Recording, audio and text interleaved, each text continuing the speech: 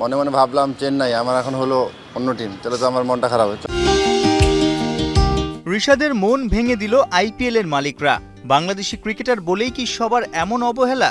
দিন দশেক আগেই বিশ্বসেরা ফ্র্যাঞ্চাইজি টুর্নামেন্ট আর মেগা অকশন নিয়ে নিজের স্বপ্নের কথা জানিয়েছিলেন টাইগারদের স্পিনিং অলরাউন্ডার। নর্মাল থাকার চেষ্টা করি যে কিছু একটা তো সব কিছু আল্লাহর হাতে। কোন আইপিএল টিম আপনার পছন্দ? এত বছর ধরে খেলা দেখছেন। এরকম স্পেসিফিক কোনো টিম করি নাই। এখন মনে করি আমি মনে মনে ভাবলাম চেন্নাই, আমার এখন হলো অন্য টিম, তাহলে তো আমার মনটা খারাপ হচ্ছে। আমি কোনো কিছু না আশা করি। ফেভারিট আইপিএল টিম কোনটা? ফেভারিট নর্মালি কলকাতা টিমের ভালো লাগে আর কি। শাহরুখ খান না, আমার কলকাতার সাকিব ভাই খেলছে, লিটন দা খেলছে। ঋষাদ হয়তো ভেবেছিলেন গেল টি-20 বিশ্বকাপের পারফরমেন্স দিয়েই আইপিএল কন্ট্রাক্ট পেয়ে যাবেন। আমেরিকার ওয়েস্ট ইন্ডিজের আসরে বাংলাদেশের পক্ষে সবচেয়ে বেশি 14 উইকেট নিয়েছিলেন, কিন্তু ঋষাদকে ব্যাকফুটে ঠেলে দেয় অক্টোবরের ভারত সফর। 3 টি-20তেই প্রত্যাশা মেটাতে ব্যর্থ। শেষ ম্যাচে সঞ্জু স্যামসনের ধোলাই হয়তো কেউই ভোলেনি।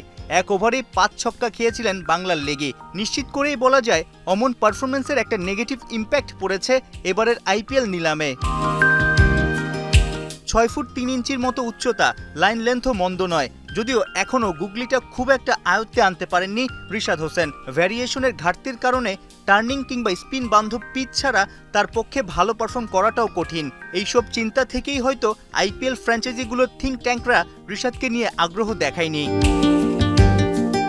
সোমবার রাতে আইপিএল থেকে পেয়েছেন মন ভাঙা খবর, যদিও নিলামের কয়েক ঘন্টা আগেই বিসিবি থেকে এনওসি মিলেছে তার, অর্থাৎ অস্ট্রেলিয়ান টি-20 আসর বিগ ব্যাশের জন্য দিন দশেকের খেলার অনুমতি পেয়েছেন ঋষাদ হোসেন। হোবার্টের জার্সিতে নজর টেনে কি আইপিএল এর দলগুলোকে একটা বার্তা দিতে পারবেন এই লেগ স্পিনিং অলরাউন্ডার? সাইফুর রূপক, 71।